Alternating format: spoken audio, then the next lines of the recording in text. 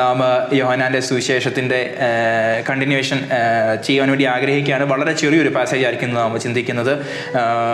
നമ്മൾ യോഹന്നാൻ്റെ സുവിശേഷം 12-ാമത്തെ അധ്യായം അതിൻ്റെ 27 മുതൽ 33 വരെയുള്ള വേദഭാഗങ്ങൾ മാത്രമായിരിക്കും ഇന്ന് നാം ചിന്തിക്കുവാൻ ആഗ്രഹിക്കുന്നത്. യോഹന്നാൻ്റെ സുവിശേഷം 12-ാമത്തെ അധ്യായം അതിൻ്റെ 27 മുതൽ 33 വരെയുള്ള വേദഭാഗങ്ങൾ ആരെങ്കിലും ഒരാളെ ശബ്ദം ഉയർത്തി വായിച്ച് സഹായിച്ചാൽ വളരെ സന്തോഷമായിരിക്കും. ഇപ്പോൾ എൻ്റെ ഉള്ളം കലങ്ങിയിരിക്കുന്നു, എന്ത് പറയണ്ടോ? പിതാവേ, ഈ നാഴികയിൽ നിന്ന് എന്നെ രക്ഷിക്കണമേ. എങ്കിലും ഇത് നിമിത്തം ഞാൻ ഈ നാഴികയിലേക്ക് വന്നിരിക്കുന്നു. പിതാവേ, നിന്റെ നാമത്തെ മഹത്വപ്പെടുത്തണമേ. അപ്പോൾ സ്വർഗത്തിൽ നിന്ന് ഞാൻ മഹത്വപ്പെടുത്തിയിരിക്കുന്നു, ഇനിയും മഹത്വപ്പെടുത്തും എന്നൊരു ശബ്ദമുണ്ടായി. അത് കേട്ടിട്ട് അരികെ നിൽക്കുന്ന പുരുഷാരം ഇടിയുണ്ടായി എന്ന് പറഞ്ഞു. മറ്റു ചിലർ ഒരു ദൈവദൂതൻ അവനോട് സംസാരിച്ചു എന്ന് പറഞ്ഞു. അതിന് യേശു, ഈ ശബ്ദം എന്റെ നിമിത്തമല്ല, നിങ്ങളുടെ നിമിത്തം അത്രേ ഉണ്ടായത്. ഇപ്പോൾ ഈ ലോകത്തിന്റെ ന്യായവിധിയാകുന്നു. ഇപ്പോൾ ഈ ലോകത്തിന്റെ പ്രഭുവിനെ പുറത്തു തള്ളിക്കളയും. ഞാനോ ഭൂമിയിൽ നിന്ന് ഉയർത്തപ്പെട്ടാൽ എല്ലാവരെയും എങ്കിലേക്ക് ആകർഷിക്കും എന്നുത്തരം പറഞ്ഞു. ഇത് താൻ മരിപ്പാനുള്ള മരണവിധം സൂചിപ്പിച്ച് പറഞ്ഞതത്രേ. Okay, thank you so much. So ഈ 27 മുതൽ ഈ പാസേജിന്റെ അവസാനം 50-ാമത്തെ വാക്യം വരെ നമുക്ക് 4ആയിട്ട് ഡിവൈഡ് ചെയ്യാൻ പറ്റും. യേശുവിൻ്റെ പരസ്യ ശുശ്രൂഷയുടെ അവസാനത്തെ പബ്ലിക് അപ്പിയറൻസ് ആണ് ഇവിടെ കാണുന്നത്. ബാക്കിയുള്ള അധ്യായങ്ങൾ 13 മുതൽ 17 വരെയുള്ള അധ്യായങ്ങൾ നാം കാണുന്നത് ശിഷ്യന്മാരുമായിട്ട് മാത്രം ചേർന്നിരുന്ന് അവരോട് സംസാരിക്കുന്ന സംഭാഷണങ്ങളാണ് 13 മുതൽ 17 വരെയുള്ള അധ്യായങ്ങളിൽ നാം കാണുന്നത്. സോ ഈ പാസേജാണ് ഏറ്റവും അവസാനത്തെ പബ്ലിക് അപ്പിയറൻസ് ആയിട്ട് പറയുന്നത്. സോ ഈ പാസേജിനെ നമുക്ക് 4ആയിട്ട് സ്പ്ലിറ്റ് ചെയ്യാം. ഒന്ന് യോഹന്നാന്റെ സുവിശേഷം 12-ാമത്തെ അധ്യായം അതിന് 27 മുതൽ 33 വരെയുള്ള വേദഭാഗം, ഇന്ന് നാം എടുത്തിരിക്കുന്ന വേദഭാഗം. അത് കാണുന്നത് the hour of glorification and the voice from heaven. ഇവിടെ നാം കാണുന്നു എൻ്റെ നാഴിക വന്നിരിക്കുന്നു എന്ന് പറയുന്നു. അതിനുശേഷം സ്വർഗത്തിൽ നിന്നൊരു ശബ്ദമുണ്ടാകുന്നു. 34 മുതൽ 36 വരെയുള്ള വേദഭാഗങ്ങൾ the light of the world calls for decision. അവിടെ പറയുന്നുണ്ട് ഇരുളിനെ പറ്റിയും വെളിച്ചത്തെ പറ്റിയൊക്കെ പറയുന്നൊരു കാര്യമുണ്ട്. അവിടെ ലോകത്തിൻ്റെ വെളിച്ചമായവൻ ജനത്തോട് പറയാണ് നിങ്ങളോട് ഡിസിഷനിലേക്ക് വരണം എന്ന് പറയുന്നു. മൂന്നാമതായിട്ട് ഇതിനെ നമുക്ക് സ്പ്ലിറ്റ് ചെയ്യാൻ പറ്റുന്ന 37 to 43 വരുന്നു ദ ട്രാജഡി ഓഫ് അൺബിലീഫ്. ഇവർ വിശ്വസിക്കാത്തത് കൊണ്ട് ഇവർക്ക് സംഭവിക്കുന്ന കാര്യങ്ങളെപ്പറ്റി നാം മൂന്നാമത് കാണുന്നു. 44 മുതൽ 50 വരെയുള്ള വേദഭാഗങ്ങളിൽ യേശുവിൻ്റെ ഫൈനൽ സമ്മറിയാണ് and judgement of his word. എങ്ങനെയാണ് ന്യായവിധി ഉണ്ടാകുന്നത് എന്നുള്ള കാര്യത്തെ പറ്റിയാണ് അവസാനത്തെ വാക്യങ്ങളിൽ നാം കാണുന്നത്. സോ ഇന്ന് നാം എടുത്തിരിക്കുന്ന വേദഭാഗം 27 to 33 ആണ്. അതെന്താണ് പറയുന്നത്? The hour of glorification and the voice from heaven. ആ ഒറ്റ കാര്യം മാത്രമായിരിക്കും നാം ഇന്ന് ചിന്തിക്കുന്നത്. ഇവിടെ കാണുന്നു എൻ്റെ ഉള്ളം കലങ്ങിയിരിക്കുന്നു. കഴിഞ്ഞ ആഴ്ച നമ്മൾ പറഞ്ഞായിരുന്നു കലങ്ങിയിരിക്കുന്നു എന്ന് പറയുമ്പോൾ യേശു ഫെഡപ്പായിട്ടാണോ ഇരിക്കുന്നത്, അല്ലെങ്കിൽ എനിക്കിത് എടുക്കാൻ പറ്റുകയില്ല, ഈ വേദന എടുക്കാൻ പറ്റുകയില്ല എന്നുള്ള രീതിയിലായിരുന്നു ഇരിക്കുന്നത്? അല്ല, യേശു ആ മനുഷ്യൻ്റെ പാപം മുഴുവൻ, പാപത്തിൻ്റെ വേദന തൻ്റെ ശരീരത്തിൽ എങ്ങനെ എക്സ്പീരിയൻസ് ചെയ്യുന്നോ അതുപോലെ എക്സ്പീരിയൻസ് ചെയ്തിട്ടാണ് പറയുന്നത്. മറ്റ് സുവിശേഷ ഭാഗങ്ങളിലൊക്കെ നോക്കുന്നുണ്ടെങ്കിൽ ഗെത്സമനയിലെ പ്രാർത്ഥനയിൽ കാണുന്നുണ്ട് എന്താണ്, രോമകൂപത്തിൽ നിന്നൊക്കെ രക്തം പുറത്തു വരുന്നു. അപ്പം രക്തം, നിങ്ങൾക്ക് അറിയാം, സയൻസ് പഠിച്ചവരൊക്കെ അറിയാം, രക്തം പുറത്തു വരാൻ വേണ്ടി അതുപോലെയുള്ളൊരു വേദന, ഹൃദയം അതുപോലെ, നമ്മുടെ ഹൃദയം പൊട്ടിയുള്ള വേദന എന്ന് പറയത്തില്ലേ, അതുപോലൊരു അവസ്ഥയിൽ മാത്രമേ ഈ രോമകൂപത്തിനകത്തു നിന്നൊക്കെ രക്തം, നമ്മൾ മനുഷ്യരാർക്കും അതുപോലെ പറഞ്ഞ് ഞാൻ കേട്ടിട്ടില്ല ഇതുവരെ. അത്രയ്ക്ക് വേദന, അത് വേദന അനുഭവിക്കുന്ന ഒരു വ്യക്തിക്ക് മാത്രമേ അങ്ങനെ ഒരു സംഭവം ഉണ്ടാകത്തുള്ളൂ. സോ അതേ വേദന തന്നെയാണ് യേശു ഇവിടെയും അനുഭവിക്കുന്നത്. എൻ്റെ ഉള്ളം കലങ്ങിയിരിക്കുന്നു എന്നുള്ള ആ സെയിം പാസേജ്, ആ സെയിം വേർഡ് തന്നെയാണ് യൂസ് ചെയ്തിരിക്കുന്നത്. നമുക്കറിയാം ഇതിൻ്റെ അടുത്ത അധ്യായം 13-ാമത്തെ അധ്യായത്തിന് 21-ാം വാക്യത്തിലേക്ക് വരുമ്പോൾ ഇത് പറഞ്ഞിട്ട് യേശു ഉള്ളം കലങ്ങി, ആമേൻ ആമേൻ ഞാൻ നിങ്ങളോട് പറയുന്നു, നിങ്ങളിൽ ഒരുത്തൻ എന്നെ കാണിച്ചു കൊടുക്കും. സോ ആ വേദഭാഗം പറയുമ്പോഴും he's experiencing the same pain. എത്രയാണ് ഇവിടെ വേദന അനുഭവിക്കുന്നത്, അതേ വേദനയോടുകൂടെയാണ് തന്നെ ഒരുവൻ ഒറ്റിക്കൊടുക്കുമെന്ന് പറയുമ്പോഴും ആ വേദന തന്നെയാണ് അനുഭവപ്പെടുന്നത്. മൂന്നാമതായിട്ട് നമുക്കറിയാം യോഹന്നാന്റെ സുവിശേഷം 14-ാമത്തെ അധ്യായം അതിന് 1-ാമത്തെ വാക്യം, നിങ്ങളുടെ ഹൃദയം കലങ്ങിപ്പോകരുത്. അവിടെ പറയുന്ന ഈ കലങ്ങിപ്പോകരുതെന്ന് പറയുന്നതും ഈ സെയിം പെയിനെ പറ്റിയാണ് പറയുന്നത്. മനസ്സിലാവുന്നുണ്ടോ? 3 കോണ്ടെക്സ്റ്റ്, 3 വാക്കുകൾ, പക്ഷെ സെയിം മീനിങ്. സോ യേശു തൻ്റെ ശരീരത്തിൽ ഈ മാനവരാശിയുടെ പാപത്തിൻ്റെ മുഴുവൻ വേദനയും തന്നിൽ തന്നെ അനുഭവിക്കുന്ന ഒരു അനുഭവം, ഒരവസ്ഥ. നിങ്ങളൊന്ന് ആലോചിച്ച് നോക്കിയേ, നിങ്ങൾ നാളെ മരിക്കാൻ പോവുക, നിങ്ങൾ നിങ്ങളുടെ കൂട്ടുകാരന് വേണ്ടിയാണ് മരിക്കാൻ പോകുന്നത് എന്ന് ചിന്തിക്കുക. അപ്പോൾ നിങ്ങളുടെ മനസ്സിലൂടെ എന്തൊക്കെയായിരിക്കും കടന്നു പോകുന്നത്? എത്ര വേദനയായിരിക്കും കടന്നു പോകുന്നത്? നമ്മളത് ജസ്റ്റ് ഇമ്മീഡിയറ്റ് ഫ്രണ്ടിൻ്റെ കാര്യമാണ് പറഞ്ഞത്. പക്ഷെങ്കിൽ മാനവരാശിയുടെ മുഴുവൻ പാപം എന്ന് പറയുമ്പോൾ ഇനിയും ജനിക്കുവാനുള്ളവർക്ക് വേണ്ടി കൂടെ പാപം വഹിച്ചുകൊണ്ട് കാൽവരി ക്രൂശിന്മേൽ കയറുന്ന യേശുവിനെ നിങ്ങളൊന്ന് ചിന്തിച്ചു നോക്കിയേ. ആ വേദനയുടെ ആഴം എത്രയുണ്ട് നമുക്ക് മനസ്സിലാവും. വളരെ വളരെ വേദനയാണ്. എന്ന് വെച്ചാൽ നമുക്ക് ഇറ്റ്സ് ബിയോണ്ട് വേർഡ്സ് എന്ന് വേണേൽ പറയാം. നമുക്ക് വാക്കുകൾ കൊണ്ട് അതൊരിക്കലും പറഞ്ഞറിയിക്കാൻ പറ്റുകയില്ല. ഒറ്റ വേർഡേ ഉള്ളൂ, എൻ്റെ ഉള്ളം കലങ്ങിയിരിക്കുന്നു. പക്ഷേ the pain that Jesus was undergoing was beyond words. ഇവിടെ ശരിക്കും പറഞ്ഞാൽ യേശു തൻ്റെ ദൈവത്വത്തിലല്ല ഇത് അനുഭവിക്കുന്നത്, തൻ്റെ മനുഷ്യത്വത്തിലാണിത് അനുഭവിക്കുന്നത്. നിങ്ങളൊന്ന് ആലോചിച്ച് നോക്കിയേ. നമുക്ക് ഒരു വ്യക്തിയുടെ ബേർഡൻ നമുക്ക് ചുമക്കാൻ പറ്റത്തില്ല. അപ്പം നമ്മുടെ മനസ്സിലൂടെ എന്ത് വേദനയായിരിക്കും കടന്നു പോകുന്നത്? ഒന്നും വേണ്ട, ഒരുവന് വേണ്ടി സാക്ഷി നിൽക്കാൻ പറഞ്ഞു കഴിഞ്ഞാൽ തന്നെ, അല്ല വേണ്ട, നമ്മുടെ ഫ്രണ്ടിന് ഒരു ആക്സിഡൻ്റ് ഉണ്ടായി, ആ ആക്സിഡൻ്റുള്ള ഫ്രണ്ടിനെ കാണാൻ പോകുമ്പോൾ നമ്മുടെ മനസ്സിലൂടെ എത്ര വേദനയായിരിക്കും പോകുന്നത്?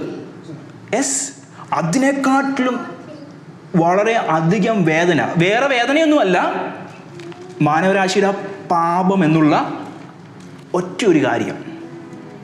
റോമാലേഖനം വായിക്കുമ്പോൾ കാണുന്നുണ്ട്, പാപജടത്തിൻ്റെ സാദൃശ്യത്തിലായി.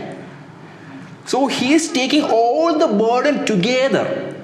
ഒരു വ്യക്തിയുടെ അല്ല, രണ്ട് വ്യക്തിയുടെ അല്ല, എൻറ്റയർ വേൾഡ്. നിങ്ങൾ ആ വെയിറ്റ് ഒന്ന് ആലോചിക്കുക. നിങ്ങൾ ഒരു വ്യക്തിയുടെ പാപം 5, ഞാൻ എക്സാമ്പിൾ പറയാം, 5 കിലോ എന്ന് ചിന്തിക്കുക. എത്ര മില്യൺ അല്ലെ ബില്യൺ കണക്കിന് ആളുകളുണ്ട്. അവരുടെ എല്ലാം വേദന അല്ലെ പാപത്തിൻ്റെ ആ ഭാരം താൻ വഹിക്കുമ്പോൾ തൻ്റെ ഹൃദയം എത്രയധികം വേദനപ്പെട്ടിരിക്കാം. അന്നേരം നമ്മൾ വീണ്ടും രക്ഷിക്കപ്പെട്ട് സ്നാനപ്പെട്ടിട്ട് വീണ്ടും പാപത്തിൽ തുടരുവാൻ പോകുന്നത്. നമ്മൾ കർത്താവിൻ്റെ ഹൃദയത്തെ എത്രമാത്രം വേദനപ്പെടുത്തുന്നു എന്നുള്ള കാര്യം നാം ഒന്ന് ചിന്തിക്കണം. ഹല്ലേലൂയ. ഞാൻ വളരെ ഒരു ഓപ്പൺ ആൻഡ് ക്വസ്റ്റ്യനായിട്ട് ഞാൻ അവിടെ നിർത്തുകയാണ്. അവിടെ അത് ക്യാൻ യു ഇമാജിൻ ദാറ്റ്? നമ്മുടെ ഒരു സുഹൃത്തിന് വേണ്ടി നമ്മൾ ജാമ്യം നിന്നു, അവനെ രക്ഷിച്ചു, വീണ്ടും ആ തെറ്റിലേക്ക് പോയി കഴിയുമ്പോൾ നാം വീണ്ടും ജാമ്യം നിൽക്കാൻ പോകുമോ? You will never do that, right? പക്ഷേ ഈവൻ ടുഡേ പിതാവിൻ്റെ വലതുഭാഗത്ത് നമുക്ക് വേണ്ടി പക്ഷപാതം കഴിക്കുന്ന പുത്രൻ. നിങ്ങൾക്ക് ആ വേദന മനസ്സിലാവുന്നുള്ളത്? എനിക്ക് ആ പാപം, നമ്മൾ ഓരോ പ്രാവശ്യവും നാം പാപത്തിലേക്ക് വഴുതി വീഴുമ്പോൾ ആ ഹൃദയം, ദൈവത്തിൻ്റെ ഹൃദയം എത്രയധികം വേദനിക്കുന്നു എന്നുള്ള കാര്യം മനസ്സിലാവുന്നുണ്ടോ? ആ പാപത്തിൻ്റെ ആഴം നമ്മൾ മനസ്സിലാക്കണം. നമ്മളെ കാൽവരി ക്രൂശിൻ്റെ ആ സ്നേഹത്തെ നമ്മൾ ശരിക്കും മനസ്സിലാക്കി കഴിഞ്ഞാൽ പാപത്തിലേക്ക് പോകുന്നതിൽ ശരിക്കും നമ്മൾ ഭയമുണ്ടാവും. മനസ്സിലാവുന്നുണ്ടോ? ഫെക്സിബ മനസ്സിലാവുന്നുണ്ടോ? പാപം എന്ന് പറയുന്നത് ചെറിയ കാര്യമല്ല. ട്രെസ്പാസസ്, സിൻസ്, ഇത് ചെറിയ കാര്യമല്ല. നമ്മൾ വിചാരിക്കും പോട്ടെ, കൈ മുറിയുന്ന പോലെ ഉള്ളെന്ന്. പക്ഷെ അല്ല, അത് ദൈവത്തിൻ്റെ ഹൃദയത്തിനകത്ത്, അത് already he shed the blood for us. നമ്മൾ വേറൊരു വാക്യമുണ്ട്, ഞാൻ എടുക്കാൻ ഉദ്ദേശിച്ച വാക്യമല്ല, യേശുവിനെ വീണ്ടും ക്രൂശിക്കുന്നതിന് തുല്യമെന്ന് പറയുന്നൊരു വാക്യമുണ്ട്. നിങ്ങളൊന്ന് ആലോചിച്ച് നോക്കിയേ. ഒരു വ്യക്തി, യേശു നമ്മുടെ പാപങ്ങൾക്ക് വേണ്ടി മരിച്ച് അടക്കപ്പെട്ട് ഉയർത്തെഴുന്നേറ്റും നാം വീണ്ടും പാപത്തിലേക്ക് വഴുതി വീണ്ടും അതിലേക്ക് ജീവിക്കുമ്പോൾ we are doing that same thing again and again and again and again. എത്ര വേദനപ്പെടുത്തുന്നതാണ് പാപത്തിൻ്റെ ആ വൈകൃതം എന്ന് പറയുന്നത്. നമ്മൾ താൽക്കാലിക ഭോഗത്തിന് വേണ്ടി, താൽക്കാലിക ഇഷ്ടത്തിന് വേണ്ടി, താൽക്കാലിക സന്തോഷത്തിന് വേണ്ടിയാണ് നാം പലതിൻ്റെയും പിന്നാലെ പോകുന്നത്. ഇവിടെ ഇപ്പുറത്ത് നമുക്ക് മാതൃക കാണിക്കാൻ യേശുക്രിസ്തു ഉണ്ട്. അതോടൊപ്പം തന്നെ മോശയെ പറ്റി പറഞ്ഞുണ്ട്, പാപത്തിൻ്റെ താൽക്കാലിക ഭോഗത്തേക്കാൾ ദൈവജനത്തോടു കൂടിയുള്ള കഷ്ടം മതിയെന്ന് അവൻ തിരഞ്ഞെടുത്തു. നമ്മളൊരു 40 വർഷം ജീവിക്കാൻ വേണ്ടി അല്ല യേശു ക്രൂശിൽ കയറിയത്. ഈ ഉള്ളം വേദനപ്പെടുന്ന, ഉള്ളം കലങ്ങിയെന്ന് പറയുന്നത് നമ്മളെ ചുമ്മാതെ PR കിട്ടാൻ വേണ്ടി അല്ല. നിങ്ങൾ ആലോചിച്ച് വേണം, പാപം ചെയ്ത് ദൈവ തേജസ് നഷ്ടമായി ഏദൻ തോട്ടത്തിൽ നിന്ന് പുറത്താക്കപ്പെട്ട ആ മാനവരാശിയെ തിരിച്ച് പിതാവിൻ്റെ സന്നിധിയിലേക്ക്, റെക്കൺസിലിയേഷനിലേക്ക് കൊണ്ടുവരുവാൻ, നിരപ്പിൻ്റെ അനുഭവത്തിലേക്ക് കൊണ്ടുവരുവാൻ ഒരു മിഷനോടെ വന്നിരിക്കുകയാണ്. യേശുവിൻ്റെ വേദനയെപ്പറ്റി നാം ഒന്ന് ചിന്തിക്കേണ്ടത് വളരെ ആവശ്യമാണ്. ഇത് അറിഞ്ഞതിന് ശേഷം നമ്മൾ പാപത്തിലേക്ക് വീണ്ടും പോകത്തില്ല. നമ്മൾ ഓരോ ദിവസവും ദൈവവചനവുമായിട്ട് എൻകൗണ്ടറുകൾ ഉണ്ടാകുന്ന ഉടനെ കർത്താവേ, ഞാൻ ഒന്നുകൂടെ നന്നാകണം, ഞാൻ ഒന്നുകൂടെ ശരിയാകണം, ഞാൻ ഒന്നുകൂടെ മാനസാന്തരപ്പെടണം, ഞാൻ ഇങ്ങനെ പോയാൽ ശരിയാവത്തെന്ന് നമുക്ക് മനസ്സിലാവുന്നത്. ഹല്ലേലൂയ. ഇന്ന് രാത്രിയിൽ നാം ഒറ്റ വാക്യത്തിന് മുമ്പിൽ നാം നമ്മെ തന്നെ സമർപ്പിക്കണം. പിതാവിൻ്റെ പുത്രൻ്റെ ഹൃദയം കലങ്ങിയിരിക്കുന്നത്, എൻ്റെ ഉള്ളം കലങ്ങിയിരിക്കുന്നുള്ള വാക്യത്തിനകത്ത് മാനവരാശിയുടെ മുഴുവൻ പാപം തൻ്റെ മേൽ വഹിക്കപ്പെട്ടതിൻ്റെ ആ വേദനയിലാണ് തൻ്റെ ഉള്ളം കലങ്ങിയിരിക്കുന്നു എന്ന് പറയുന്നത്. ഇവിടെ പൊതുവെ വിശ്വസിക്കപ്പെടുന്നത് ഗെത്സമനയിൽ യേശു എത്രത്തോളം വേദന അനുഭവപ്പെട്ടോ അതിൻ്റെ നിഴലായിട്ട് യോഹന്നാൻ്റെ സുവിശേഷത്തിൽ കാണുന്ന ഭാഗമാണ് ഈ ഭാഗം. ഞാൻ മുമ്പേ പറഞ്ഞു രോമകൂപത്തിലൂടെ രക്തം വന്നു എന്ന് പറഞ്ഞു. അതേ വേദനയാണ് ഇത് പബ്ലിക്ലിയാണ് ഉണ്ടാകുന്നത്. അവിടെ രോമകൂപത്തിലൂടെ രക്തം വന്നില്ലെന്നേ ഉള്ളൂ, പക്ഷേ ആ troubled heart was saying before the people. അതിനു മുമ്പിൽ ആ സൈ ചെയ്യുന്നത് യവനന്മാർ വന്നു കഴിഞ്ഞപ്പോൾ ശിഷ്യന്മാരുടെ മുമ്പിൽ, ഇത്രയും ഒരു കോൺഗ്രിഗേഷൻ്റെ മുമ്പിൽ രാജാവേ ജയ ജയ എന്ന് പറഞ്ഞ്, അല്ലെങ്കിൽ ഹോശന്ന എന്ന് പറഞ്ഞ് നിന്ന ആളുകളുടെ മുമ്പിൽ താൻ ഫീബിളായിട്ടല്ല പറയുന്നത്, തൻ്റെ വേദനയുടെ ആഴം അങ്ങ് എക്സ്പ്രസ് ചെയ്യുകയാണ്. അത് നിങ്ങൾക്ക് ആ വേദന നിങ്ങൾക്ക് മനസ്സിലാവും, നിങ്ങൾക്ക് ചിന്തിക്കാൻ പറ്റുന്നുണ്ടോ? യേശു എന്ന് പറയും, ഞാൻ എന്ത് പറയുണ്ടു? ഞാൻ എന്താ പറയണ്ടേ? പിതാവ്, ഈ നാഴികയിൽ നിന്ന് എന്നെ രക്ഷിക്കണമേ. യേശു ഫീബിളായിട്ടല്ല പറയുന്നത്, യേശു വീക്കായിട്ടല്ല പറയുന്നത്, യേശു വൾണറബിളായിട്ടല്ല പറയുന്നത്. അവിടെ പറയുന്നതാണ്, ഞാനത് എടുക്കുവാൻ തയ്യാറാണ്. ഹല്ലേലൂയ. ഞാനത് എൻ്റെ ശരീരത്തിൽ ഞാൻ വഹിക്കുവാൻ ഞാൻ എന്നെ തന്നെ ഏൽപ്പിച്ചതാണല്ലോ.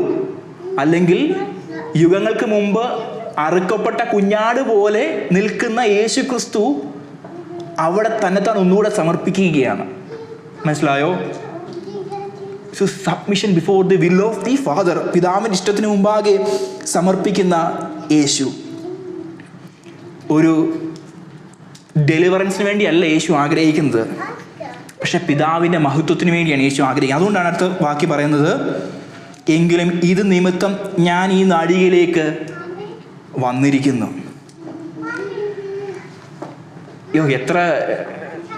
എത്ര വേദനാജനകമായിട്ടുള്ള ഒരു വാക്കാണതല്ലേ. അല്ലെങ്കിൽ ഈ മിഷന് വേണ്ടിയാണ് ഞാൻ വന്നിരിക്കുന്നത്. There is no plan B's or plan C's. I just came just for this one. യോഹന്നാന്റെ സുവിശേഷം 2-ാമത്തെ അധ്യായം മുതൽ 11-ാമത്തെ അധ്യായം വരെ ഒത്തിരി അത്ഭുതങ്ങൾ നാം കണ്ടു. അതിനുവേണ്ടി ഒന്നുമല്ല ഞാൻ വന്നത്. ഞാൻ ലാസ്റ്റിൽ നടക്കുന്ന ആ ലെഫ്റ്റായിട്ടുള്ള 50% നടക്കുന്ന ക്രൂശീകരണത്തിന് വേണ്ടിയാണ് ഞാൻ വന്നിരിക്കുന്നത്. നമ്മൾ പലപ്പോഴും ലേറ്റർ പാർട്ട് വേണ്ട, ഫോമൽ പാർട്ട് മാത്രം മതി. അതിനുവേണ്ടിയല്ല ക്രൂശ്, അല്ല അതിനുവേണ്ടിയല്ല, അതല്ല ക്രിസ്ത്യാനിറ്റി എന്ന് പറയുന്നത്.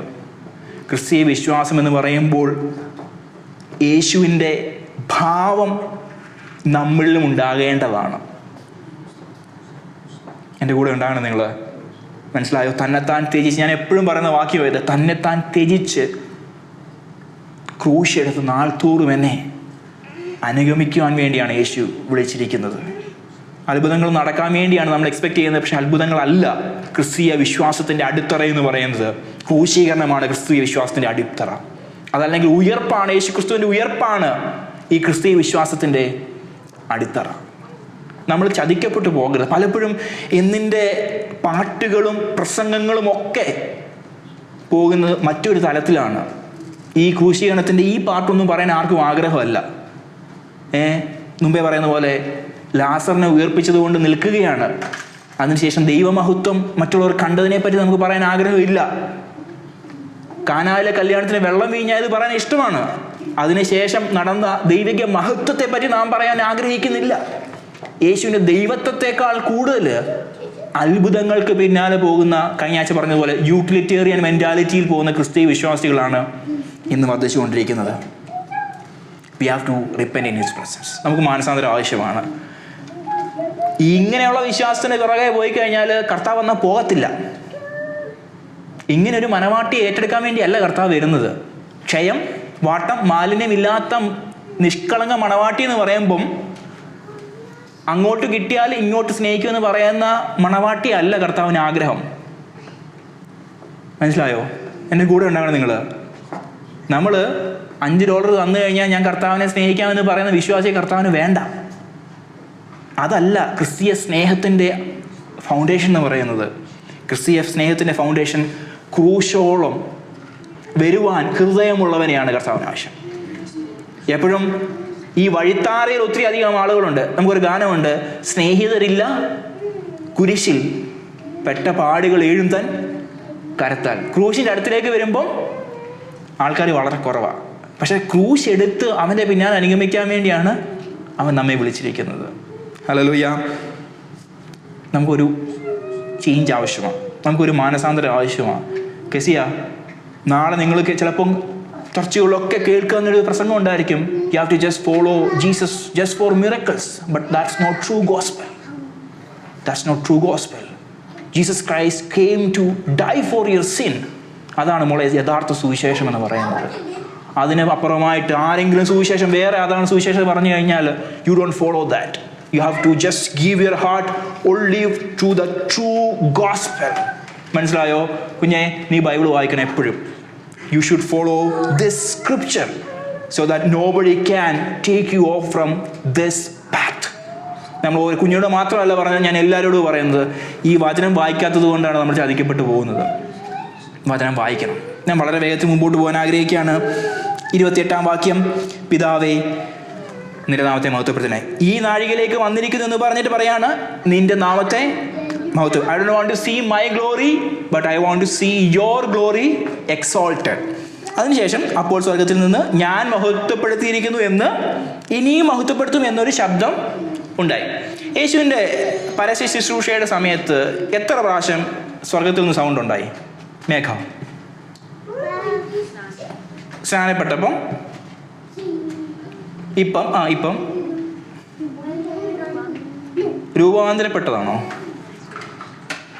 മറുരൂപമലയിൽ അനുഭവം. ഓക്കെ, 3 അനുഭവത്തിൽ മാത്രമേ, 3 സമയത്ത് മാത്രമേ സ്വർഗത്തിൽ നിന്ന് ശബ്ദമുണ്ടായിട്ട്. 1 യേശുവിൻ്റെ സ്നാനത്തിൻ്റെ സമയത്ത് ഉണ്ടാകുന്നു, 2 മറുരൂപമലയിൽ ട്രാൻസ്ഫിഗറേഷൻ്റെ സമയത്ത് ഉണ്ടാകുന്നു, 3 ഈ പാസേജിൽ. ഇവിടെയാണ് 3 ഭാഗങ്ങളിൽ മാത്രമേ സ്വർഗത്തിൽ നിന്നൊരു അപ്രൂവലിൻ്റെ ശബ്ദം ഉണ്ടാകുന്നുള്ളൂ. പക്ഷേ അതിനുശേഷം അത് കേട്ടിട്ട് അരികെ നിൽക്കുന്ന പുരുഷാരം ഇടിയുണ്ടായെന്ന് പറഞ്ഞു. മറ്റു ചിലർ ഒരു ദൈവദൂതൻ അവനോട് സംസാരിച്ചു എന്ന് പറഞ്ഞു. ആ കാലത്ത് സ്വർഗത്തിൽ നിന്ന് ശബ്ദമുണ്ടായി, അല്ല ആകാശത്ത് നിന്ന് ശബ്ദമുണ്ടായെന്ന് പറയുമ്പോൾ ഒരു ഡിവൈൻ റെവലേഷൻ സംഭവിച്ചു എന്നാണ് അവർ പറഞ്ഞിരുന്നത്. ഒരു വ്യത്യസ്തമായിട്ടുള്ള അനുഭവം ഉണ്ടായി എന്നാണ് പറയുന്നത്. അതുകൊണ്ടല്ലേ ദമാസ്കസിൻ്റെ പടിവാതിൽക്കൽ വെച്ച് ശൗലിനൊരു എൻകൗണ്ടർ ഉണ്ടായി. അപ്പോൾ അവിടെ പറയുന്നൊരു കാര്യമുണ്ട്, ആളുകൾ വെളിച്ചം മാത്രം കണ്ടു, അങ്ങനെയല്ലേ? വെളിച്ചം മാത്രം കണ്ടു, ആരെയും കണ്ടില്ല. മനസ്സിലായില്ലേ? ഇവിടെ അതുപോലെ തന്നെയാണ്. ആൾക്കാർ ശബ്ദം കേട്ടു, അല്ലെ പിന്നെ പകുതി ആൾക്കാർ പറയത്തില്ല ദൈവദൂതൻ സംസാരിച്ചെന്ന് പറയത്തില്ലായിരുന്നു. ഇവന്മാർ എത്ര ഹിപ്പോക്രറ്റ്സ് ആയിരുന്നു, അല്ല സീരിയസ്ലി. കാരണം ഇത് ദൈവശബ്ദം കേട്ടു, അല്ല ദൈവദൂതൻ സംസാരിച്ചു എന്ന് പറഞ്ഞു കഴിഞ്ഞാൽ യേശുക്രിസ്തു ഒരു ഡിവൈൻ പേഴ്സൺ ആണെന്ന് ഇവർ അക്സെപ്റ്റ് ചെയ്യേണ്ടി വരും. അതുണ്ടാകാതിരിക്കാൻ ഇവർ പറയാണ് ശബ്ദമൊന്നുമല്ലേ കേട്ടത്, 2 മേഘം തമ്മിൽ കൂട്ടിയിടിച്ചപ്പോൾ ഉണ്ടായ ശബ്ദമാണ്. യുമാരെ പോലെ ഹിപ്പോക്രറ്റ്സ്, യുമാരെ പോലെ ഇത്ര വലിയ കപടഭക്തിക്കാർ വേറെ ആരുമില്ല. കാരണം യേശുവിൻ്റെ ദൈവത്വത്തെ ഇവർക്ക് അംഗീകരിക്കാൻ പറ്റില്ല, മെസ്സായ എന്ന് ഇവർക്ക് അംഗീകരിക്കാൻ പറ്റുന്നില്ല. തൊട്ട് മുകളിലത്തെ വാക്യത്തിൽ ഹോശനെ എന്ന് പറഞ്ഞ് കുരുത്തോലം പിടിച്ച് നടന്ന പാർട്ടീസാണ് കൂടെ നിൽക്കുന്നത്. ഈ പാർട്ടീസ് ഇപ്പം പറയുവാണ് ഇടിയുണ്ടായതെന്ന്. എത്ര ഭയാനകമാണല്ലേ, എത്ര ഭയാനകമായിട്ടുള്ള സ്റ്റേറ്റ്മെൻറ്റാ ഇത്. ഇപ്പോഴും സംഭവിക്കുന്ന കാര്യങ്ങളാണ്. ദൈവശബ്ദം കേട്ട് കഴിഞ്ഞു കഴിഞ്ഞാൽ അപ്പുറത്തുള്ളവനാ, എനിക്കുള്ളത് അല്ല എന്ന് പറയുന്ന ആൾക്കാരും ഉണ്ട്. നമ്മൾ ദൈവത്തിൻ്റെ ആ യേശുക്രിസ്തുവിൻ്റെ ദൈവത്വത്തെ അംഗീകരിക്കാൻ പറ്റാത്ത മാനസികാവസ്ഥ, അല്ലെങ്കിൽ ഒരു വ്യക്തി ശുശ്രൂഷയിൽ നിൽക്കുമ്പോൾ അവരെ അംഗീകരിക്കാൻ പറ്റാത്ത അനുഭവം, മനസ്സിലായോ? അത് മാറണം. ആ ചിന്താഗതികൾ മാറണം. ദൈവത്താൽ ആക്കപ്പെടുന്ന ശുശ്രൂഷകന്മാരാണ് ദൈവത്താൽ ആക്കപ്പെടുന്ന വ്യക്തി ജീവിതങ്ങളാണ്. അവരിലൂടെ വരുന്ന വാക്കുകൾ അല്ലെങ്കിൽ അവർക്ക് വേണ്ടിയുള്ള approvals, you have to accept that in his presence. ഞാൻ അത്രയും പറഞ്ഞിട്ട് ഞാൻ അവിടുന്ന് വിടുവാൻ വേണ്ടി ആഗ്രഹിക്കുകയാണ്. ഞാൻ മെയിൻ ഒരു പാസേജിലേക്ക് വരുവാൻ ആഗ്രഹിക്കുകയാണ്. 3 വാക്യങ്ങളാണ് നാം ചിന്തിക്കുവാൻ ആഗ്രഹിക്കുന്നത്. അതിന് യേശു, ഈ ശബ്ദം എൻ്റെ നിമിത്തമല്ല നിങ്ങളുടെ നിമിത്തം അത്രേ ഉണ്ടായത്. ഇത് ആരെ പറ്റി ആരെയും പറഞ്ഞേ? അവിടെ കൂടുന്ന ജെൻറ്റൈൽസിനെ പറ്റിയാണ് പറയുന്നത്, അല്ലെങ്കിൽ യവനന്മാരെ പറ്റിയാണ്. അവർ നിമിത്തമാണ് ഈ ശബ്ദം ഉണ്ടായത്, അവർ അംഗീകരിക്കാൻ വേണ്ടി ഇതുണ്ടായെന്നാണ് പറയുന്നത്. പക്ഷെങ്കിൽ ആൾക്കാർ ഇതിനെ മിസ്ഇൻ്റർപ്രറ്റ് ചെയ്തു. അതിനുശേഷം ഇപ്പോൾ ഈ ലോകത്തിൻ്റെ ന്യായവിധിയാകുന്നു, ഇപ്പോൾ ഈ ലോകത്തിൻ്റെ പ്രഭുവിനെ പുറത്ത് തള്ളിക്കളയും, ഞാനോ ഭൂമിയിൽ നിന്ന് ഉയർത്തപ്പെട്ടാൽ എല്ലാവരെയും എങ്കിലേക്ക് ആകർഷിക്കും എന്നുത്തരം പറഞ്ഞു. ഈ 2 വാക്യങ്ങളിൽ 3 കാര്യങ്ങളാണ് യേശു പറയുന്നത്. ഈ 2 വാക്യങ്ങൾ 3 കാര്യങ്ങൾ എന്തൊക്കെയാണെന്ന് വെച്ചാൽ the 3-fold results of his death. യേശുവിൻ്റെ മരണത്തിൻ്റെ 3 വിധമായിട്ടുള്ള സംഭവങ്ങൾ എന്തൊക്കെയാണ് മരണത്തിലൂടെ സംഭവിക്കുന്നത് എന്നാണ് യേശു പറയുന്നത്. ഒന്ന് എന്താണ്? The world is judged. അവിടെ പറയുന്നുണ്ട് ഇപ്പോൾ ഈ ലോകത്തിൻ്റെ ന്യായവിധി ആകുന്നു. ക്രൂശീകരണം നടക്കുമ്പോൾ ഒന്ന് ലോകത്തിൻ്റെ ന്യായവിധി ഉണ്ടാകുന്നു. ശ്രദ്ധിക്കണേ, ലോകത്തിൻ്റെ ന്യായവിധി ഉണ്ടാകുന്നു. 2 ഈ ലോകത്തിൻ്റെ പ്രഭുവിനെ പുറത്ത് തള്ളിക്കളയും. 3 എല്ലാവരും എങ്കിലേക്ക് ആകർഷിക്കപ്പെടും. സോ ക്രൂശീകരണത്തിനകത്ത് നടക്കുന്ന 3 കാര്യങ്ങൾ എന്തൊക്കെയാണെന്ന് ആരെങ്കിലും നിങ്ങളോട് ചോദിച്ചു കഴിഞ്ഞാൽ, 1 ലോകത്തിൻ്റെ ന്യായവിധി, 2 ലോകത്തിൻ്റെ പ്രഭുവിൻ്റെ ന്യായവിധി, 3 എന്താണ്? എല്ലാവരും എങ്കിലേക്ക് ആകർഷിക്കപ്പെടും. 3 കാര്യങ്ങളാണ് നടക്കുന്നത്. 1 now is the judgement of this world. ഈ ലോകത്തിൻ്റെ ന്യായവിധിയെ പറ്റിയാണ് നാം ചിന്തിക്കുന്നത്. അതിൻ്റെ 1ാമത്തെ ഭാഗം ഇതൊരിക്കലും ഫൈനൽ ജഡ്ജ്മെൻറ്റിനെ പറ്റി അല്ല പറയുന്നത്. വെളിപ്പാട് പുസ്തകം വരുമ്പോഴത്തേക്കിന് അന്ത്യന്യായവിധിയെ പറ്റി പറയുന്നുണ്ടല്ലോ, അതിനെപ്പറ്റി അല്ല യേശു ഇവിടെ പറയുന്നത്. പക്ഷെങ്കിൽ ഇമ്മീഡിയറ്റ് ആയിട്ടുള്ള ഒരു കണ്ടംനേഷനെ പറ്റിയാണ് യേശു പറയുന്നത്. സോ വെളിപ്പാട് പുസ്തകം 20ാമത്തെ അധ്യായത്തിലാണ് എസ്കറ്റോളജിക്കൽ ജഡ്ജ്മെൻറ്റിനെ പറ്റി പറയുന്നത്. പക്ഷെങ്കിൽ ഇവിടെ കാണുന്നത് decisive verdict rendered to the cross ആണ് ഇവിടെ കാണുന്നത്. ഇവിടെ കാണുന്ന വേൾഡ് എന്ന് പറയുന്നത് കോസ്മോസ് എന്ന വാക്കാണ് ഉപയോഗിച്ചിരിക്കുന്നത്. നമുക്കറിയാം കോസ്മോസ് എന്ന വാക്കിൻ്റെ അർത്ഥം എന്തായിരുന്നു? Cosmos, whole world, people within the community അല്ലെങ്കിൽ ഹ്യൂമാനിറ്റി ഓർഗനൈസ്ഡ് എന്നാണ് അതിനെപ്പറ്റി പറയുന്നത്. സോ ഇവിടെ കാണുന്നത് the people who rebelled against God, അവർക്കുള്ള ന്യായവിധി ഉണ്ടാകുന്നുവെന്നാണ് ആദ്യം പറയുന്നത്. മനസ്സിലായോ? 1ാമതായിട്ട് ഫൈനൽ ജഡ്ജ്മെന്റ് അല്ല ഇത്, ഇമ്മീഡിയറ്റ് ആയിട്ട് ലോകത്തിൻ്റെ ന്യായവിധി എന്ന് പറയുമ്പോൾ യേശുവിനെ അല്ലെ മെസ്സായയെ വിൽഫുള്ളി എതിർത്തു പറയുന്ന ആളുകൾക്കുണ്ടാകുന്ന ന്യായവിധി. മനസ്സിലായോ? സോ ത്രൂ ദ ക്രോസ്, യോഹന്നാന്റെ സുവിശേഷം 3ാമത്തെ അധ്യായം അതിൻ്റെ 19ഉം 20ഉം വാക്യങ്ങളിലേക്ക് നാം വരുമ്പോൾ എന്താണ് അവിടെ കാണുന്നത്? യെസ്, വെളിച്ചം ലോകത്തിൽ വന്നിട്ടും മനുഷ്യരുടെ പ്രവൃത്തി ദോഷമുള്ളതാകിയ അവർ വെളിച്ചത്തെക്കാൾ ഇരുളിനെ സ്നേഹിച്ചത് തന്നെ. തിന്മ പ്രവർത്തിക്കുന്നവനെല്ലാം വെളിച്ചത്തെ പകയ്ക്കുന്നു, തന്റെ പ്രവൃത്തിക്ക് ആക്ഷേപം വരാതിരിക്കാൻ വെളിച്ചത്തിലേക്ക് വരുന്നതുമില്ല. Okay, the sinfulness of the world is fully exposed. യേശുവിന് ക്രൂശീകരണം നടക്കുമ്പോഴാണ്, ക്രൂശിലൂടെയാണ് ലോകത്തിൻ്റെ പാപം എന്താണ്? അടുത്ത വേദഭാഗങ്ങളിലേക്ക് നാം വരുമ്പോൾ കാണുന്നത് വെളിച്ചത്തെ അവർ തിരസ്കരിച്ചു. ഈ അധ്യായത്തിൽ തന്നെ 12ാമത്തെ അധ്യായത്തിന് തന്നെ അവസാനം 36ാം വാക്യത്തിൽ 35-36 വാക്യം പറഞ്ഞു, നിങ്ങൾ വെളിച്ചത്തിൻ്റെ മക്കളാകേണ്ടതിന് വെളിച്ചമുള്ളിടത്തോളം വെളിച്ചത്തിൽ വിശ്വസിക്കുവാൻ എന്ന് പറഞ്ഞു. സോ അവിടെ എല്ലാം വരുന്നത് സത്യത്തെ റിജക്റ്റ് ചെയ്യുന്ന ആ വ്യക്തികൾക്കുണ്ടാകുന്ന ന്യായവിധിയെ പറ്റിയാണ് ഒന്ന് നാം കാണുന്നത്. 2 ഇവിടെ ഈ അധ്യായത്തിൽ തന്നെ നോക്കിയേ, പവർ കാണിക്കുന്ന ആളുകൾ, പരീശന്മാരും സദൂക്യരും, പ്രൈഡ് കാണിക്കുന്ന ആൾക്കാർ, സെൽഫ് റൈച്ചസ്നെസ് കാണിക്കുന്ന ആളുകൾ, അൺബിലീഫ് കാണിക്കുന്ന ആളുകൾ, ഇവർക്ക് എല്ലാവർക്കും ന്യായവിധി ഉണ്ടാകുന്നു എന്ന് ഈ വാക്യത്തിൽ നാം കാണുന്നു. അതുപോലെ തന്നെ the cross is the court room where God's justice and love meet. നമുക്കറിയാം, റോമാലേഖനം നമ്മൾ പഠിച്ചതാണ്. 3ാമത്തെ അധ്യായത്തിലേക്ക് വരുമ്പോൾ 3ന്റെ 25ഉം 26ഉം വേദഭാഗങ്ങളിലേക്ക് വരുമ്പോൾ നാം കാണുന്നു, വിശ്വസിക്കുന്നവർക്ക് അവൻ വിശ്വസിക്കുന്നവർക്ക് അവന്റെ രക്തം മൂലം പ്രായശ്ചിത്തമാകുവാൻ ദൈവം അവനെ പരസ്യമായി നിർത്തിയിരിക്കുന്നു. ദൈവം തന്റെ പുറമേ മുൻകഴിഞ്ഞ പാപങ്ങളെ ശിക്ഷിക്കാതെ വിടുക നിമിത്തം നീതിയെ പ്രദർശിപ്പിക്കാൻ താൻ നീതിമാനും യേശുവിൽ വിശ്വസിക്കുന്നവനെ നീതീകരിക്കുന്നവനും ആകേണ്ടതിനാൽ ഇക്കാലത്ത് തന്റെ നീതിയെ പ്രദർശിപ്പിക്കാൻ തന്നെ അങ്ങനെ ചെയ്തു. നാം അന്ന് പഠിച്ചപ്പോൾ റോമാലേഖനം പഠിച്ചപ്പോൾ നാം പറഞ്ഞായിരുന്നു പൗലോസ് എന്തായിരുന്നു ഫിക്സ് ഓർക്കുന്നുണ്ടോ? ഫിക്സ് ഇല്ലായിരുന്നല്ലേ. പൗലോസ് ഒരു വക്കീലിനെ പോലെ കോടതിയിൽ നിന്ന് വാദിക്കുകയാണ്. സകല മനുഷ്യരും, റോമാലേഖനം 1, 2, 3 അധ്യായങ്ങളിൽ എല്ലാ മനുഷ്യരും പാപത്തിൻ്റെ അല്ലെങ്കിൽ ദൈവിക ക്രോധത്തിന് അധികാരികളായി അടിയിലായെന്ന് പറഞ്ഞതിന് ശേഷം പൗലോസ് ഒരു വക്കീലിനെ പോലെ, ഒരു അഡ്വക്കേറ്റിനെ പോലെ നിന്നിട്ട് വാഗ്വാദം ചെയ്യുകയാണ്. ഓരോ കാര്യങ്ങൾ എടുത്ത് പറഞ്ഞിട്ട് പറയും, നിങ്ങൾ ഇന്ന കാരണങ്ങളാൽ നിങ്ങൾ ദൈവത്തിൻ്റെ ക്രോധത്തിന് അവകാശികൾ എന്ന് പറഞ്ഞ് ഓർക്കുന്നില്ലല്ലേ? Okay, good. I am so sad. അങ്ങനെ ഒരു കാര്യമുണ്ട്. നമ്മൾ റോമാലേഖനം പഠിച്ചപ്പോൾ നമ്മൾ അങ്ങനെ ഒരു കാര്യം പറഞ്ഞായിരുന്നു. സോ അവിടെ പൗലോസ് പറയുന്ന കാര്യം എന്താണ്? യേശുക്രിസ്തുവിൻ്റെ ക്രൂശിനെ പറ്റിയാണ് പറയുന്നത്. ക്രൂശിനെ പറ്റി പറഞ്ഞതിന് ശേഷം പറയുകയാണ്, ദൈവത്തിൻ്റെ ന്യായവിധി, ജസ്റ്റിസ്, നീതി അവിടെ വെളിപ്പെടേണ്ടതാണ്. പക്ഷെങ്കിൽ യേശു അവിടെ മധ്യസ്ഥനായി വന്നിട്ട് നമ്മുടെ പാപങ്ങളെ ചുമന്നുകൊണ്ട് ക്രൂശിൽ കയറി. അതിനെ റിജക്റ്റ് ചെയ്യുന്നവർക്കുണ്ടാകുന്ന ന്യായവിധിയെ പറ്റിയാണ് ഇവിടെ കാണുന്നത്. മനസ്സിലാവുന്നുണ്ടോ?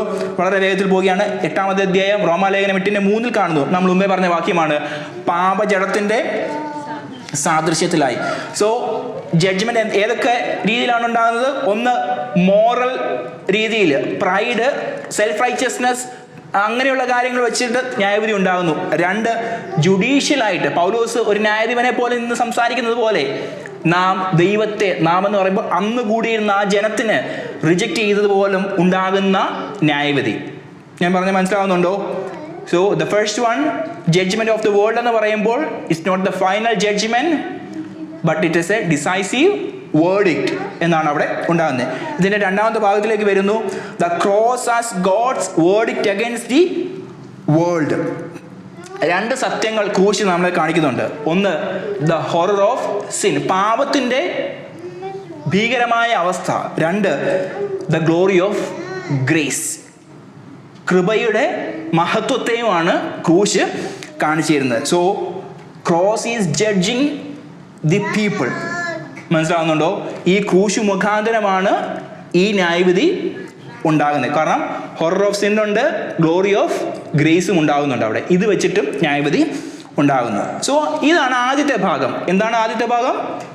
ലോകത്തിൻ്റെ ന്യായവിധി. 2-ാമത് എന്താണ് ഫിക്സിവ? ലോകത്തിൻ്റെ പ്രഭുവിനെ ന്യായം വിധിക്കുന്നു. അത് അടുത്ത വാക്യത്തിൽ കാണുന്നു. Now the ruler of this world will be cast out.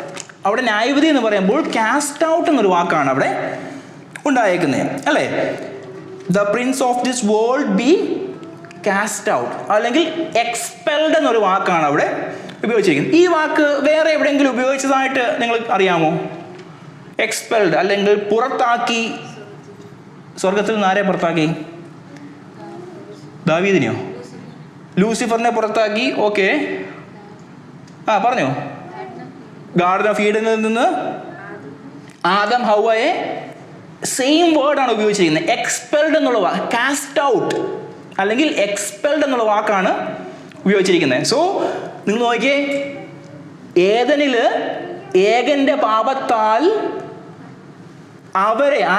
മനുഷ്യനെ ദൈവിക സംസർഗത്തിൽ നിന്ന് പുറത്താക്കപ്പെടുന്നു. ഇവിടെ യേശുവിൻ്റെ ക്രൂശ് മുഖാന്തരം ആരാ പുറത്താക്കപ്പെടുന്നത്? ലോകത്തിൻ്റെ പ്രഭു. ഇവിടെ ഒരു എൻട്രി ഉണ്ടായി. ആർക്കാ എൻട്രി ഉണ്ടായത്? പിശാച് എൻട്രി ചെയ്തു. മനസ്സിലായോ? ഇവിടെ ഗാർഡൻ ഓഫ് ഈഡൻ നിൽക്കുന്നു, ഇവിടേക്ക് പിശാച് എൻറ്റർ ആകുന്നു. മനസ്സിലായോ? അപ്പോൾ എന്താ സംഭവിക്കുന്നത്? ആദമും ഹവ്വയും പുറത്താക്കപ്പെടുന്നു. ഇവിടെ ക്രൂശീകരണം നടക്കുന്നു. ക്രൂശീകരണം നടക്കുന്നുണ്ടേ ഇവിടെ നിൽക്കുന്ന പിശാചിനെ പുറത്താക്കപ്പെടുന്നു. ദൈവത്തിൽ നിന്ന് അകന്നു മാറിയിരിക്കുന്ന മനുഷ്യകുലം പിതാവുമായിട്ട് നിരപ്പ് പ്രാപിക്കുന്നു. മനസ്സിലായോ? ആ ബാലൻസ് നിങ്ങൾക്ക് മനസ്സിലായോ? റോമാലേഖനത്തിൽ പറയുന്നുണ്ട് ഏകന്റെ, യെസ് ഉറക്കെ പറഞ്ഞോ, ലോകത്തിൽ കടന്നു. അതിനുശേഷം എന്താണ്? ഏകന്റെ അനുസരണത്താൽ എന്താണ് പറയുന്നത്? ഏകന്റെ അനുസരണത്താൽ നമുക്ക് നിത്യജീവനിലേക്കുള്ള വാതില് തുറക്കപ്പെടുകയാണ്. സോ ഇതാണ് ദൈവത്തിന്റെ രക്ഷണീയ പ്രവൃത്തി എന്ന് പറയുന്നത്. സാൽവേഷൻ പ്രൊസീജിയർ എന്ന് പറയുന്നത് ഇതാണ്. നഷ്ടപ്പെട്ടു പോയ ആ മഹത്വത്തിലേക്ക് അല്ലെങ്കിൽ പിതാവിന്റെ സന്നിധിയിലേക്ക് മനുഷ്യൻ ക്രൂശീകരണത്തിലൂടെ തിരിച്ചു വരികയാണ്. നിങ്ങൾക്ക് മനസ്സിലാവുന്നത്? നിങ്ങൾക്ക് കണക്ട് ചെയ്യാൻ പറ്റുന്നുണ്ടോ? ഒറ്റ കാര്യമേ ഉള്ളൂ. ആദ്യത്തിങ്കൽ ജനസിസിൽ Adam and Eve were expelled from the Garden of Eden. In here, through cross, Satan is expelled from this world. അവിടെ കാണുന്നുണ്ട് യേശുവിൻ്റെ പരീക്ഷകൾ സംഭവിക്കുന്നുണ്ടെ പിശാച് പറഞ്ഞൊരു കാര്യമുണ്ട്, ഇതൊക്കെയും എങ്കിൽ ഭരമേൽപ്പിക്കപ്പെട്ടിരിക്കുന്നു. I am the authority of these things. ആ അതോറിറ്റി തിരിച്ചു വരികയാണ്. ഏതിലൂടെ? ക്രൂശീകരണത്തിലൂടെ. നിങ്ങൾ ആ ക്രൂശീകരണത്തിൻ്റെ ആഴം നിങ്ങളുടെ തലയിലൂടെ ഒന്ന് പോകണം. ശരിക്കും പറഞ്ഞാൽ ക്രൂശീകരണം ഒരു ചെറിയൊരു ഈവൻ്റ് അല്ല, ഇറ്റ്സ് എ മിറക്കിൾ ഹാപ്പനിങ്. പണ്ട് നടന്നതിനെ റിസ്റ്റോർ ചെയ്യുന്ന ഒരു അനുഭവമാണ് ക്രൂശീകരണം. നമ്മൾ പലപ്പോഴും അതിനകത്ത് പറയുന്നത് തൻ്റെ അടിപ്പിണര സൗഖ്യം കിട്ടി, ഇത് മാത്രമാണ് നമുക്കുള്ള ഏറ്റവും ഇമ്പോർട്ടൻ്റ് കാര്യം. പക്ഷെ അതല്ല അവിടുത്തെ. ഞാൻ അതിൻ്റെ കാര്യം നിങ്ങളോട് പറഞ്ഞിട്ടുണ്ടെന്ന് ഞാൻ വിശ്വസിക്കുകയാണ്. ശരിക്കും പറഞ്ഞാൽ പിതാവിൻ്റെ സന്നിധിയിൽ വരുവാനുള്ള യോഗ്യത കിട്ടുക എന്നുള്ളതാണ് ഒരു മകൻ്റെ ഏറ്റവും വലിയ ആവശ്യം. അല്ലേ നോർപിടിച്ച അപ്പൻ്റെ അടുത്ത് വന്നിട്ട് ഓപ്പണായിട്ട് സംസാരിക്കാൻ പറ്റുന്നില്ലെന്നുണ്ടെങ്കിൽ ദൈവം എൻ്റെ പിതാവ് എന്ന് പറയുന്നത് കൊണ്ട് വലിയ അർത്ഥമൊന്നും ഇല്ല. ശരിക്കും പറഞ്ഞാൽ ആ റെക്കൺസിലിയേഷൻ, പുത്രന്റെ മരണത്താൽ അബ്ബ പിതാവേ എന്ന് വിളിക്കുന്ന പുത്രത്തിന്റെ അവകാശത്തിലേക്ക് നാം റിസ്റ്റോർഡ് ആകുകയായിരുന്നു ബൈ ഫെയ്ത്ത്. അതുകൊണ്ട് നാം ആഡ് ചെയ്യണം ത്രൂ ഫെയ്ത്ത്. നമ്മൾ കഴിഞ്ഞ ആഴ്ച പഠിച്ച രക്ഷയെ പറ്റി പറഞ്ഞപ്പോൾ through faith we are saved. മനസ്സിലായോ? So Adam and Eve being cast out of Eden, now the serpent himself is cast out of authority. ഉൽപ്പത്തി പുസ്തകത്തിലേക്ക് നമുക്കൊന്ന് വരാം. 3-ാമത്തെ അധ്യായം 15-ാമത്തെ വാക്യം ഒന്ന് വായിക്കാമോ? ഒന്നുകൂടെ ഒന്ന്. യെസ്. ഞാൻ നിനക്കും സ്ത്രീക്കും നിന്റെ സന്തതിക്കും അവളുടെ സന്തതിക്കും തമ്മിൽ ശത്രുത്വം ഉണ്ടാക്കും. അവൻ നിന്റെ തല തകർക്കും, നീ അവന്റെ കുതികാൽ തകർക്കും. സ്ത്രീയോട് മതി അവിടെ മതി. ഈ 3:15 കാണുന്നതാണ് ദ ഫസ്റ്റ് ഗോസ്പൽ ആണ് അവിടെ കാണുന്നത്, അല്ലെങ്കിൽ പ്രോട്ടോ ഇവാഞ്ചലിയം. ആദ്യത്തെ സുവിശേഷമാണ് ഉൽപ്പത്തി പുസ്തകത്തിൽ കാണുന്നത്. എന്താണ്? സ്ത്രീയുടെ നിനക്കും സ്ത്രീക്കും നിന്റെ സന്തതിക്കും അവളുടെ സന്തതിക്കും തമ്മിൽ ശത്രുത ഉണ്ടാകും, അവൻ നിന്റെ തല തകർക്കും, നീ അവൻ്റെ കുതികാൽ തകർക്കും. ഈ കുതികാൽ തകർക്കുമെന്ന് പറയുന്നത് the heel of Christ is struck എന്ന് വെച്ചാൽ ഹീ സഫേഴ്സ് ആൻഡ് ഡൈസ് എന്നാണ് പറയുന്നത്. യേശുവിൻ്റെ കഷ്ടാനുഭവത്തെ മരണത്തെ പറ്റിയാണ് കുതികാൽ തകർക്കുമെന്ന് പറയുന്നത്. എന്നെ മനസ്സിലാവുന്നില്ലേ? ഒന്നുകൂടെ പറയാനോ? ഓക്കെ, നമുക്കറിയാം പാപം ചെയ്തു, അതിനുശേഷം യഹോവയായ ദൈവം ഇറങ്ങി വന്നു, മനുഷ്യനെയും സ്ത്രീയെയും പാമ്പിനെയും പിടിച്ചു നിർത്തുന്നു, അല്ലേ? എന്നിട്ട് പറയുന്നുണ്ട് കുറേ മനുഷ്യനെ ശപിക്കുന്നില്ല, നിന്റെ നിമിത്തം ഭൂമി ശപിക്കപ്പെട്ടിരിക്കുന്നു എന്ന് പറയുന്നു. അതിനുശേഷം പറയുന്നതാണ്, പാമ്പിനോട് പറയുകയാണ് നീ ഇത് ചെയ്തതുകൊണ്ട് ഉരസുകൊണ്ട് ഗമിച്ച് നടക്കും. അതിനുശേഷം പറയാണ്, പാമ്പിനോട് മീൻസ് പിശാചിനോടാണ് പറയുന്നത്, ഞാൻ നിനക്കും സ്ത്രീക്കും തമ്മിൽ ശത്രുത്വം ഉണ്ടാക്കും, അവൻ നിന്റെ തല തകർക്കും, നീ അവൻ്റെ കുതികാൽ തകർക്കും. സോ നീ അവൻ്റെ കുതികാൽ തകർക്കുമെന്ന് പറയുന്നത് യേശുവിൻ്റെ ക്രൂശിലുണ്ടാകുന്ന കഷ്ടാനുഭവങ്ങളെയും മരണത്തെ പറ്റിയാണ് പറയുന്നത്. മനസ്സിലായോ? അതിനുശേഷമാണ് പറയുന്നത് അവൻ നിന്റെ തല തകർക്കും. മനസ്സിലായോ? അതാണ് ആദ്യത്തെ സുവിശേഷം. യേശുവിൻ്റെ മരണത്തിലൂടെ അല്ലെങ്കിൽ യേശുവിൻ്റെ ഉയർപ്പിലൂടെ എന്താ സംഭവിക്കുന്നത്? പിശാചിൻ്റെ തല തകർക്കപ്പെടുകയാണ്. മനസ്സിലായോ? ഇവിടെ എൻട്രി ഉണ്ടായി, ഇവിടെ എക്സിറ്റ് ഉണ്ടാകുകയാണ്. അപ്പോൾ നമ്മൾ സ്പിരിച്വൽ വാർഫെയർ പഠിച്ചപ്പം നമ്മളൊരു കാര്യം പറഞ്ഞായിരുന്നു. നമ്മൾ സ്റ്റിൽ എന്തുകൊണ്ടാണ് ആത്മീയ പോരാട്ടം ഫേസ് ചെയ്യുന്നതിനെ പറ്റി പറഞ്ഞായിരുന്നു. അവൻ്റെ ആ ഫൈനൽ കൺസ്യൂമേഷൻ നടന്നിട്ടില്ല. അല്ലെങ്കിൽ അവസാനത്തിങ്കൽ പിശാചിനെയും അവൻ്റെ ദൂതന്മാരെയും അങ്ങോട്ട് തള്ളിയിടുന്നുണ്ട്. അത് സംഭവിക്കാത്തിടത്തോളം കാലം നമുക്ക് പോരാട്ടങ്ങൾ ഉണ്ടായിക്കൊണ്ടേയിരിക്കും. അത് ജയിച്ചവൻ്റെ പോരാട്ടമല്ല, തോറ്റവനാണ്. But still he is trying to fight us. ജയിക്കാൻ പറ്റത്തില്ല. ബിക്കോസ് അതിൻ്റെ തല തകർന്നതാണ്. ഇടയ്ക്ക് ഇങ്ങനെ ചൊറിഞ്ഞുകൊണ്ട് ഇരിക്കും, അത്രേ ഉള്ളൂ. സോ ഈ ഉൽപ്പത്തി പുസ്തകം 3:15 സ്റ്റാർട്ട് ചെയ്ത ആ വാറ് ഏറ്റവും അവസാനത്തിൽ കൺസ്യൂമേറ്റ് ചെയ്യുന്ന എവിടെയാണ്? വെളിപ്പാട് പുസ്തകത്തിലാണത് തീരുന്നത്. സോ അതുവരെ ഈ ലോകത്തിൻ്റെ പ്രഭുവിൻ്റെ പോരാട്ടം ഉണ്ടാകുന്നത്. പക്ഷെങ്കിൽ ഈ ക്രൂശീകരണത്തിലൂടെ ഈ തല തകർക്കപ്പെടുന്ന അനുഭവമാണ് ഉണ്ടാകുന്നത്. സോ 2 കാര്യങ്ങൾ നമ്മൾ ഡിസ്ക്ലോസ് ചെയ്തു. ഒന്നാമത് എന്തായിരുന്നു? ലോകത്തിൻ്റെ ന്യായവിധി ഉണ്ടാകുന്നു. 2, ലോകത്തിൻ്റെ പ്രഭുവിൻ്റെ ന്യായവിധി ഉണ്ടാകും. മൂന്നാമത് എന്താണ്? ഞാൻ ഉയർത്തപ്പെടുന്നത് മൂലം എങ്കിലേക്ക് അനേകർ ആകർഷിക്കപ്പെടുമെന്നൊരു വാക്യം അവിടെ പറയുന്നുണ്ട്. മൂന്നാമത്തെ ആ ഭാഗത്തിലേക്ക് വരുമ്പോൾ 2 കാര്യങ്ങളാണ് സംഭവിക്കുന്നത്. ഡബിൾ മീനിങ് ആണ് ഉണ്ടാകുന്നത്. കാരണം 33-ാമത്തെ വാക്യത്തിലേക്ക് വരുമ്പോൾ ഇത് താൻ മരിക്കുവാനുള്ള മരണവിധം സൂചിപ്പിച്ച് പറഞ്ഞത് അത്രയെന്നൊരു വാക്ക് അവിടെ പറയുന്നുണ്ട്. സോ ഇവിടെ കാണുന്ന ഹിപ്സോത്തോ എന്നൊരു വാക്കാണ് ഉപയോഗിച്ചിരിക്കുന്നത്. അതിനർത്ഥം lift up, exalt, raise high, ഇങ്ങനെയൊക്കെയുള്ള വാക്കുകളാണ്. അതിൻ്റെ അർത്ഥം അങ്ങനെയാണ് വേണ്ടത്. സോ 2 കാര്യങ്ങളാണ്. ഒന്ന്, യേശു ക്രിസ്തു അല്ലെങ്കിൽ യേശുവിനെ ക്രൂശിൽ ഉയർത്തുന്നു. നമുക്കറിയാം യോഹന്നാന്റെ സുവിശേഷം 3-ാമത്തെ അധ്യായത്തിൻ്റെ 13-14 വാക്യങ്ങളിൽ നാം കാണുന്നുണ്ട്. മോശ മരുഭൂമിയിൽ പിച്ചള സർപ്പത്തെ ഉയർത്തിയതുപോലെ മനുഷ്യപുത്രനെ ഉയർത്തേണ്ടതാകുന്നു. അതിനുശേഷമാണ് പറയുന്നത് തൻ്റെ ഏകജാതനായ പുത്രൻ എന്ന് പറഞ്ഞ് വരുന്നത്. സോ എന്താണ് മരുഭൂമിയിൽ പിച്ചള സർപ്പത്തെ ഉയർത്തിയ അനുഭവം? എന്തായിരുന്നു? മരണത്തിൽ നിന്ന് രക്ഷ പ്രാപിക്കാണ്. സൗഖ്യമല്ല, അവർക്ക് റിസറക്ഷൻ ആയിരുന്നു, അല്ലെങ്കിൽ ഒരു മരിക്കാതിരിക്കുവാൻ വേണ്ടി. യെസ്, പറഞ്ഞു. പിച്ചള സർപ്പത്തെ ഉയർത്തിയതുപോലെ മനുഷ്യപുത്രനെ ക്രൂശിൽ ഉയർത്തപ്പെടേണ്ടതാകുന്നു. അതാണ് ഒന്നാമത്തെ സംഭവം. 2, spiritually Jesus will be exalted in glory. മനസ്സിലായോ? ക്രൂശീകരണത്തിലൂടെ, മരണത്തിലൂടെ, പുനരുദ്ധാനത്തിലൂടെ യേശു മഹത്വീകരിക്കപ്പെടുന്നതിനെ പറ്റിയും കൂടിയാണ് ഞാൻ ഉയർത്തപ്പെട്ടാൽ എല്ലാവരും എങ്കിലേക്ക് ആകർഷിക്കും എന്ന് ഉത്തരം പറഞ്ഞത്. നമുക്കറിയാം ഫിലിപ്പിയ ലേഖനം 2-ാമത്തെ അധ്യായം അതിൽ 8-9 വാക്യങ്ങളിലേക്ക് വരുമ്പോൾ therefore God exalted him to the highest place, അല്ലെങ്കിൽ ക്രൂശിലെ മരണത്തോളം അനുസരണമുള്ളവനായി തീർന്നു. അതിനുശേഷം പറഞ്ഞാണ് അതുകൊണ്ട് അവനെ ഉയർപ്പിച്ചാൽ, ഉയർത്തി എന്നൊരു വാക്ക് ഉണ്ട്.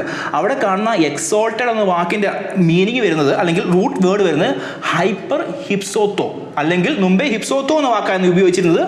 അതിൻ്റെ ഡിഗ്രി കൂടിയ വാക്കാണ്. അതായത് വെറുതെ എക്സോൾട്ട് ചെയ്യുമല്ലായിരുന്നു, ഹീസ് എക്സോൾട്ടഡ് എബവ് എവറിത്തിങ്, എല്ലാത്തിനും മേലെ ഉയർത്തിയ നാമം എന്ന് പറയുന്ന രീതിയിലാണ് അവിടെ ഉയർത്തപ്പെടുവാൻ തക്കവണ്ണം ഇടയാകുന്നത്. സോ പിശാച് വിചാരിച്ചു ക്രൂശോടുകൂടെ എല്ലാം തീർന്നെന്ന് വിചാരിച്ചു. പക്ഷേ ക്രൂശായിരുന്നു ശരിക്കും പിശാചിൻ്റെ തല തകർത്ത അനുഭവം. മരണമായിരുന്നു എല്ലാവരും കാംക്ഷിച്ചത്. യഹൂദന്മാരും ആഗ്രഹിച്ചത് എന്താണ്? മരണത്തോടുകൂടെ എല്ലാം തീർന്നെന്ന് വിചാരിച്ചു. പക്ഷെ മരണത്തിലൂടെ ഒരു പുതിയ ജീവൻ ഉണ്ടാകുന്നു. ആർക്ക്? സകലമാനവരാശിക്കും. മനസ്സിലായോ? വിശ്വാസത്തിലൂടെയുള്ള നീതീകരണത്താൽ നമുക്ക് അവൻ്റെ സന്നിധിയിലേക്ക് പ്രവേശനം വരുന്നത് എങ്ങനെയാണ്?